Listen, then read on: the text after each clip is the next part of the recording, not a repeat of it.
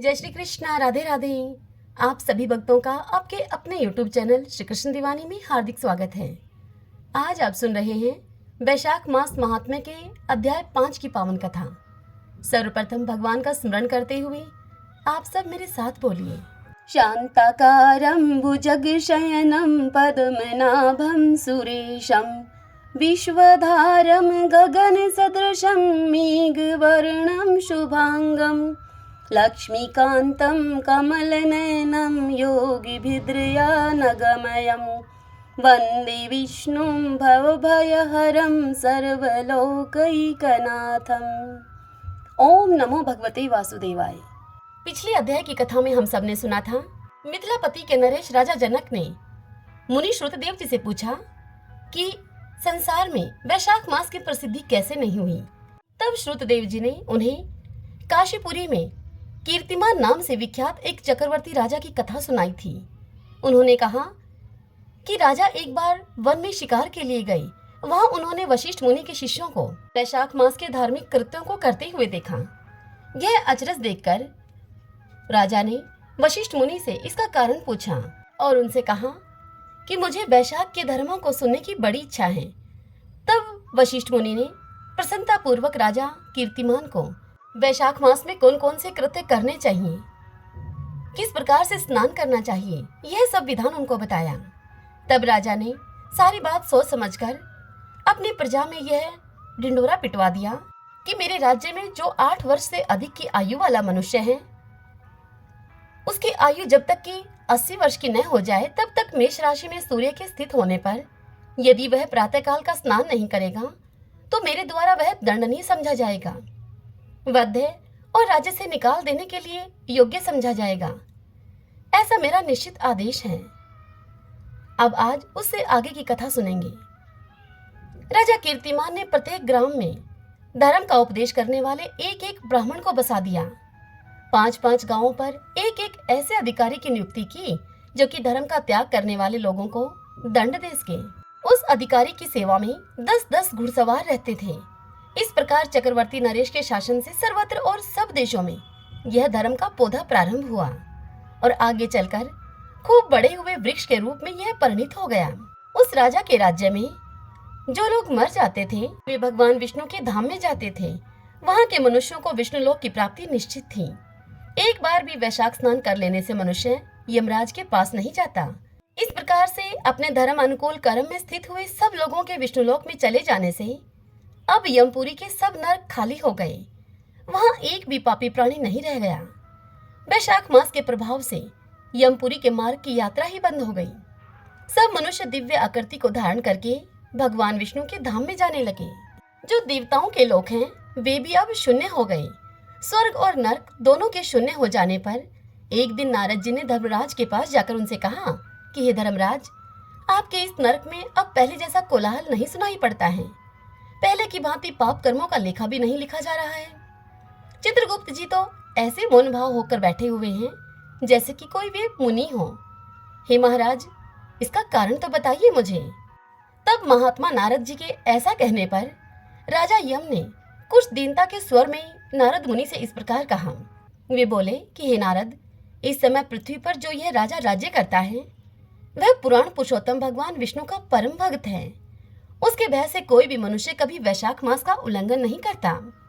उस पुण्य कर्म के प्रभाव से सभी मनुष्य विष्णु भगवान के परम धाम में चले जाते हैं। हे मुनि श्रेष्ठ नारद, उस राजा ने इस समय मेरे लोक का मार्ग लुप्त सा कर रखा है। स्वर्ग और नरक दोनों को शून्य बना दिया है। अतः ब्रह्मा जी के समीप जाकर यह सब समाचार उनसे निवेदन करके तभी मैं स्वस्थ होऊंगा। ऐसा निश्चय करके यमराज ब्रह्मा जी के लोक में चले गए और वहां पर बैठे हुए उन ब्रह्मा जी का दर्शन उन्होंने किया जिनका आश्रय ध्रुव है, जो इस जगत के बीज तथा सब लोगों के पितामह हैं और समस्त लोकपाल, दिक्पाल तथा देवता जिनकी उपासना किया करते हैं। ब्रह्मा जी ने यमराज को देखा और यमराज ब्रह्मा जी के आगे पृथ्वी पर गिर पड़े। फिर यमराज ने कहा ब्रह्मा जी से कि हे कमलासन, काम में लगाया हुआ जो पुरुष स्वामी की आज्ञा का ठीक ठीक पालन नहीं करता है और उसका धन लेकर भोगता है वह काठ का कीड़ा होता है। काठ का कीड़ा दीमक को कहा जाता है जो बुद्धिमान मनुष्य लोभवश स्वामी के धन का उपभोग करता है वह 300 कल्पों तक तिर्यक योनि रूप नरक में जाता है। जो कार्य में नियुक्त किया हुआ पुरुष अपने कार्य को करने में समर्थ होकर भी अपने घर में ही बैठा रहता है वह बिलाव होता है। हे देव, मैं आपकी आज्ञा से धर्म पूर्वक प्रजा का शासन करता आ रहा हूँ। मैं अब तक मुनियों और धर्मशास्त्रों के कथन के अनुसार पुण्य आत्माओं को पुण्य के फल से और पाप आत्माओं को पाप के फल से संयुक्त किया करता था, परंतु अब आपकी आज्ञा का पालन करने में मैं असमर्थ सा हो गया हूँ। राजा कीर्तिमान के राज्य में सब लोग वैशाख मासोक्त पुण्य कर्मों का अनुष्ठान करके पितरों और पितामहों के साथ बैकुंठ धाम में चले जाते हैं। उनके मरे हुए पितर और मातामह आदि भी विष्णु लोक में चले जाते हैं। इतना ही नहीं, पत्नी के पिता ससुर आदि भी मेरे लेख को मिटाकर विष्णु लोक में चले जाते हैं। हे देव, बड़े बड़े यज्ञों के द्वारा भी मनुष्य वैसी गति नहीं पाता है जैसे कि वैशाख मास में उसे मिल पा रही है। संपूर्ण तीर्थों से, दान आदि से, तपस्याओं से, व्रतों से अथवा संपूर्ण धर्मों से युक्त मनुष्य भी उस गति को नहीं पाता जो कि वैशाख धर्म में तत्पर हुए मनुष्य को प्राप्त हो रही है। वैशाख में प्रातःकाल स्नान करके देव पूजन, मास का महात्म्य की कथा का श्रवण तथा भगवान विष्णु को प्रिय लगने वाले तद अनुकूल धर्मों का पालन करने वाला मनुष्य एकमात्र विष्णु लोक का स्वामी होता है। और जगतपति भगवान विष्णु के लोक की तो मेरी समझ में कोई सीमा ही नहीं है, क्योंकि सब ओर से कोटि कोटि प्राणियों का समुदाय वहां पहुंच रहा है, तो भी वह भरता ही नहीं है। इस संसार में पवित्र और अपवित्र सभी लोग राजा की आज्ञा से वैशाख मास के धर्म का पालन करके विष्णु लोक को चले जा रहे हैं। हे लोकनाथ ब्रह्मा जी, उसकी प्रेरणा से संस्कारहीन मनुष्य भी वैशाख स्नान के मात्र से बैकुंठ धाम में चले जाते हैं। वह राजा केवल विष्णु भगवान के चरणों की शरण लेने वाला है। मुझे ऐसा जान पड़ता है कि वह राजा कीर्तिमान समस्त संसार को विष्णु लोक में पहुंचा देगा। जो पुत्र धर्म, अर्थ, काम और मोक्ष के प्रतिकूल चलता हो वह पृथ्वी पर माता के पेट से पैदा हुआ रोग है। वह अधम पुरुष अपनी माता का घात करने वाला कहा जाता है, किंतु राजा कीर्तिमान की माता और उसकी पत्नी का पुण्य संसार में विख्यात है। उसकी माता एकमात्र वीर जननी है और वह राजा निश्चय ही संसार में बहुत बड़ा वीर है। जिस प्रकार कीर्तिमान मेरी लिपि को मिटाने में उद्यत हुआ है, ऐसा उद्योग पुराणों में और किसी का नहीं सुना गया है। भगवान विष्णु की भक्ति में तत्पर हुए राजा कीर्तिमान के सिवा दूसरे ऐसे किसी को मैं नहीं जानता जो डंका बजाकर घोषणा करते हुए लोगों को ऐसी प्रेरणा देता हो और मेरे लोक के मार्ग को विलुप्त करने की चेष्टा करता रहा हो। ओम नमो भगवते वासुदेवाय। ओम माधवाय नमो नमः। श्रीमन्नारायण नारायण हरि हरि, भजमन नारायण नारायण हरि हरि। छोटा सा गांव था। उस गांव में दो दोस्त रहा करते थे। एक का नाम था भोला और दूसरे दोस्त का नाम था नंदू। दोनों ही विष्णु भगवान के परम भक्त थे।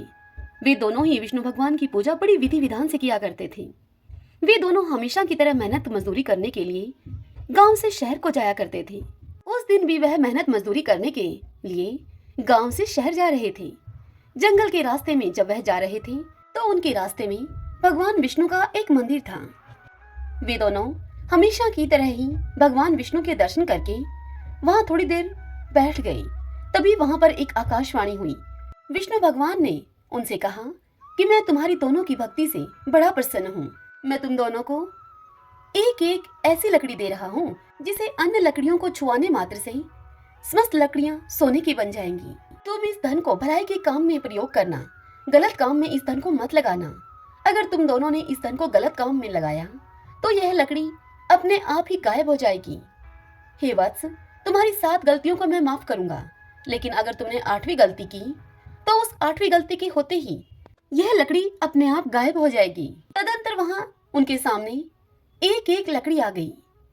दोनों यह देखकर बहुत ही प्रसन्न हुए। उन्होंने भगवान विष्णु को प्रणाम किया और अब मंदिर से बाहर आ गए। दोनों ने मजदूरी करने का विचार अब त्याग दिया।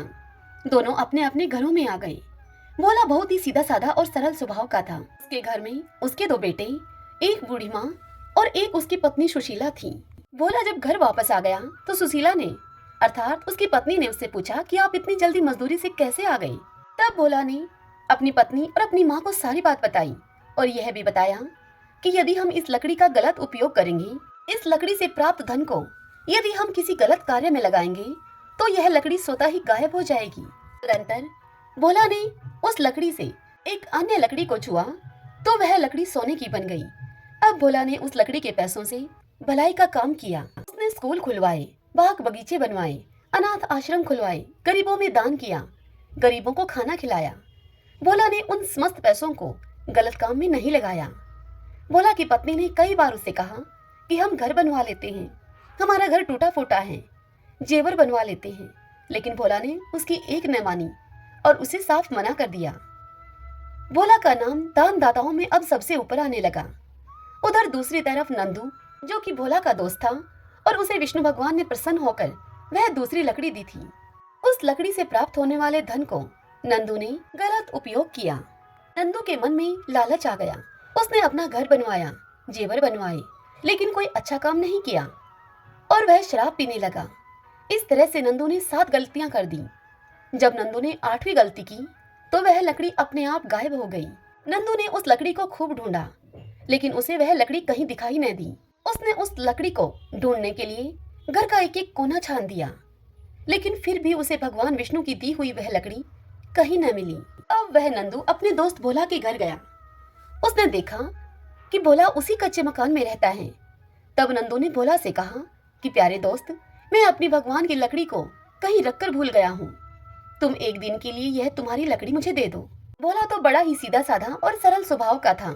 उसने नंदू की बात पे यकीन कर लिया और उसने अपनी लकड़ी नंदू को दे दी। नंदू उस जादुई लकड़ी को पाकर बड़ा खुश हुआ और उसने अपने घर पर आकर झट से उस लकड़ी से अन्य लकड़ी को छुआ और छूते ही वह अन्य लकड़ी कोयला बन गई।